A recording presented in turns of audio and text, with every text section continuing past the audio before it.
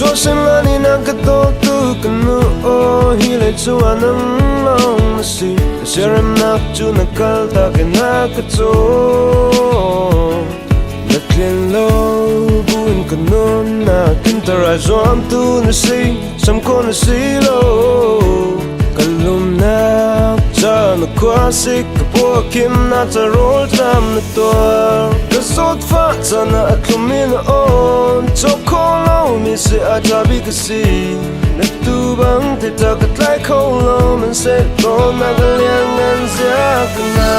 tu set ram lir wa ti bang kin na cái to na cái song lo e na cha cham na kan na ngam na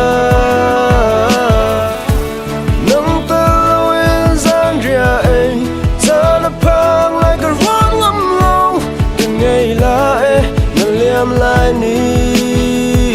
cái rót ngâm lâu phim tiêu nắng anh ấy lo mới si có men lâu cần nên chọn piang tu cha bing mới si ở tình mi lâm chung in cái bia liều chan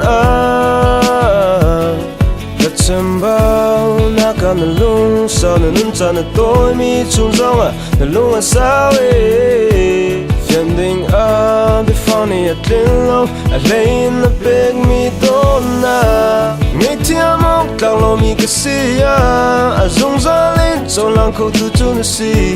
cái lo mê cái phi lại lâu na cái đó na cái liền ngân ra quan sức cha nên ít lang bằng khiến na cái đó na cái sông lối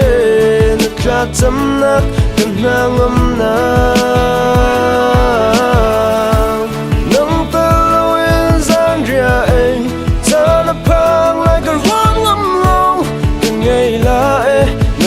lại ni cái rót ngâm lâu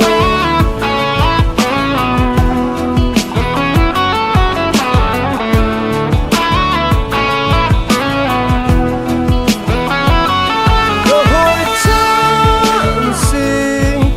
phía lo min làm tình ngã cái mua sắp tu nó si cái lo mê cái phi lại lâu na cái tô na cái liang ngân ra tu set ram lir wa ti bang kin na cái tô na cái sông lối na cha cham na kan na ngam na nang ta lo in zan ria cha na phang lại cái rót ngâm lâu từng ngày lại na liam lại ni cái rót ngâm lâu qua sức cha lang bang kin na cái to na cái sông lối na cha chấm na kan na ngâm na